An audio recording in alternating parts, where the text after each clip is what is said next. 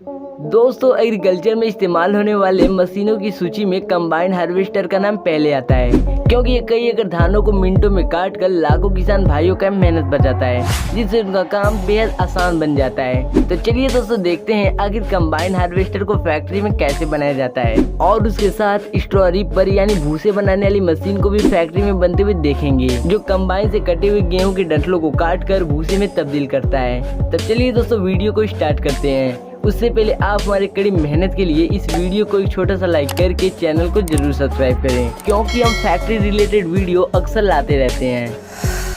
तो नंबर पहले पर आता है कंबाइन हार्वेस्टर मेकिंग प्रोसेस। दोस्तों, मशीन हमारे जीवन का एक अहम हिस्सा है, जो हमारे काम को बेहद आसान बनाता है। उन्हीं मशीनों में कंबाइन हार्वेस्टर का भी नाम आता है, जो स्पेशली किसानों के लिए बनाया गया है। ये मशीन 1 घंटे में 4 एकड़ गेहूं को काट कर किसान भाइयों का समय के साथ साथ मेहनत भी बचाता है। तो चलिए दोस्तों, इसका मैन्युफैक्चरिंग प्रोसेस देखने से पहले इसके वर्क को 3D एनिमेशन से समझते हैं। तब सबसे पहले ये मशीन अपने कटर बार से इन फसलों को काट कर रील की मदद से अंदर लेता है। फिर रील के जस्ट नीचे आउगर लगा होता है, जो सभी फसलों को कन्वेयर बेल्ट के नीचे से थ्रेसिंग सिलेंडर तक भेजता है, जहाँ ये तीनों थ्रेसिंग सिलेंडर फसल को पीट कर अनाज को डंठलों से अलग करते हैं। अब अनाज को नीचे वाले चैम्बर में भेजते हैं, जहाँ एक ब्लोअर लगा होता है, जो अनाज में मौजूद छोटे छोटे डंठलों के टुकड़े को हवा की मदद से बाहर फेंकता है। दोस्तों, ये भूसे जिस वाइब्रेटिंग बेल्ट से बाहर निकलते हैं वो एक झरना होता है, और इसी झरने की मदद से भूसे में मौजूद थोड़े बहुत अनाज नीचे वाले चैम्बर में आते हैं, और फिर इन सभी अनाजों को पाइप की मदद से ग्रेन टैंक में भेजकर स्टोर किया जाता है,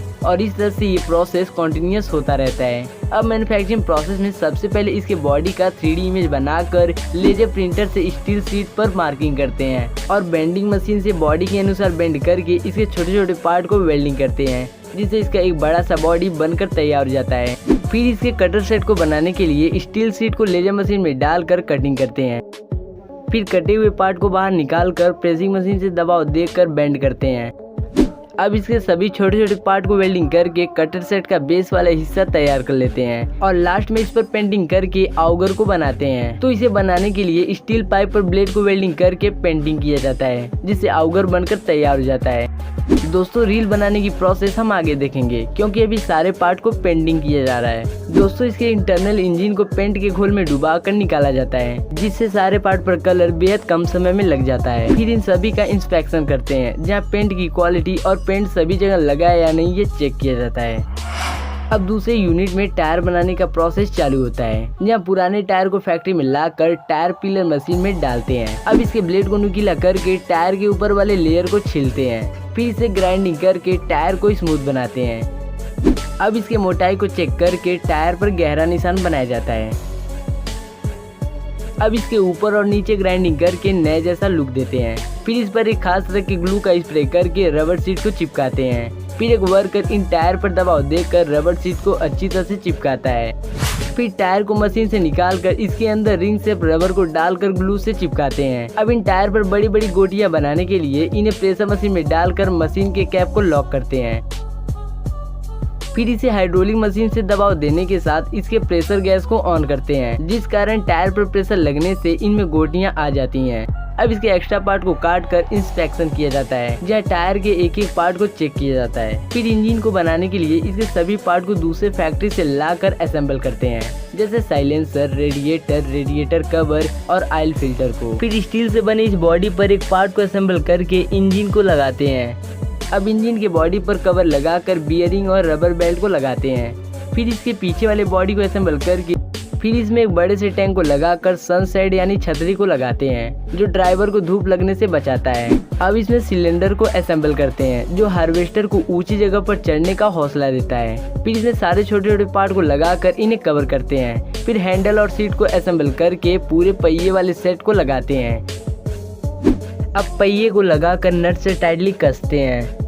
फिर कंपनी का स्टिकर लगाकर इसे पूरी तरह तैयार कर लेते हैं। लेकिन दोस्तों, आजकल के मॉडिफाइड हार्वेस्टर में ड्राइवर के सेफ्टी का पूरा ध्यान रखा जाता है, जहां सीट को खुले में न रखकर एक कैब में सेट करते हैं, जिसमें एसी का भी फैसिलिटी होता है, जिससे ड्राइवर को धूप नहीं लगता है और वो अपने काम को पूरे मन से करता है। अब बारी आती है इसमें कटर सेट को लगाने की, जहाँ कटर सेट के छोटे छोटे पार्ट को असेंबल करते हैं। तो सबसे पहले ब्लेड को लगाकर कटर बार को तैयार कर लेते हैं।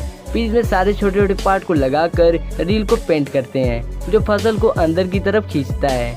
अब इसे कटर बार के ऊपर लगाकर इसमें रील टाइन को लगाते हैं जो कील की तरह लंबा होता है और फसल को खींच कर अंदर लाता है। अब इसमें एक छोटे से पार्ट को असेंबल करके बेल्ट व्हील को लगाते हैं। फिर इसका टेस्टिंग प्रोसेस करके खेतों में चलाया जाता है जिससे आपका हार्वेस्टर पूरी तरह बनकर तैयार हो जाता है। तो दोस्तों इसका मार्केट में प्राइस 20 लाख है। क्या आप इसे खरीदना चाहोगे? कमेंट करके जरूर बताना।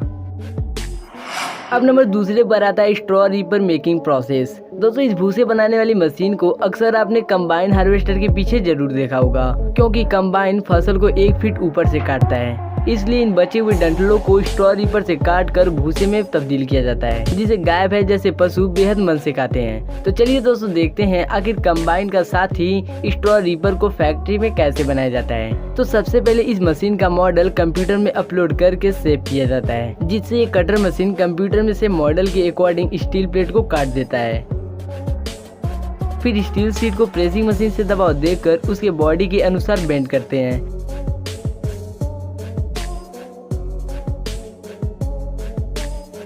फिर सारे पार्ट को जोड़कर इसके बेस वाले हिस्से को तैयार करते हैं।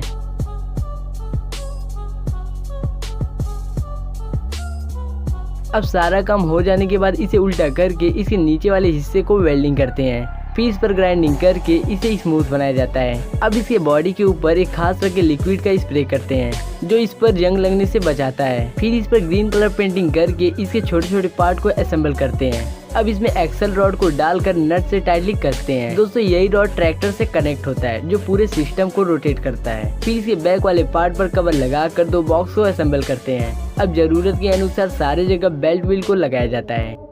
फिर मशीन के नीचे से कन्वेयर सिस्टम को डालते हैं जो डंठलों को स्लाइड करके ब्लेड तक भेजता है। अब इसमें रोटर सिस्टम को असेंबल करते हैं जो ट्रैक्टर से कनेक्ट होकर ब्लेड और रील को रोटेट करता है। फिर पतले पतले रॉड को वेल्डिंग करके एक जाल तैयार करते हैं और इसे मशीन में डालकर पीछे फैन लगाते हैं जो डस्ट को बाहर निकालता है। फिर ब्लेड कवर को लगाकर ब्लेड रोटर को वेल्डिंग करते हैं और इसे पेंट करके मशीन के अंदर फिट करते हैं। और लास्ट पिन पर बहुत सारे ब्लेड लगाकर टाइटली कसते हैं। फिर इसके कटर सिस्टम को बनाने के लिए कटर बार में ब्लेड लगाते हैं जो फसल को काटता है। अब इसमें आउगर को लगाकर साइड ब्लेड को लगाते हैं। दोस्तों ये आउगर फसल को अंदर भेजता है। फिर इसमें रील को लगाकर छोटे छोटे रील टाइन को असेंबल करते हैं। इस तरह से मशीन का सारा पार्ट असेंबल होकर तैयार हो जाता है। अब भूसे वाले पाइप को बनाने के लिए स्टील प्लेट को पाइप का शेप देकर वेल्डिंग करते हैं। फिर इसमें एक बड़े से पाइप को जोड़कर ग्रीन कलर पेंटिंग करते हैं।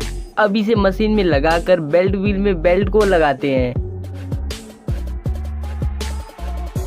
और लास्ट में इसका टेस्टिंग किया जाता है जहाँ रील का स्मूथनेस और ब्लेड का शार्पनेस को चेक करते हैं। और लास्ट में बेल्ट व्हील पर कवर लगाकर मशीन पर कंपनी का ब्रांड लगाते हैं और इस तरह से आपका पूरा मशीन बनकर तैयार हो जाता है। और इस तरह से हमारा फैक्ट्री टूर समाप्त होता है। तो दोस्तों इन दोनों मैन्युफैक्चरिंग प्रोसेस में आपको किस चीज का मैन्युफैक्चरिंग सबसे अच्छा लगा कमेंट कर जरूर बताएं।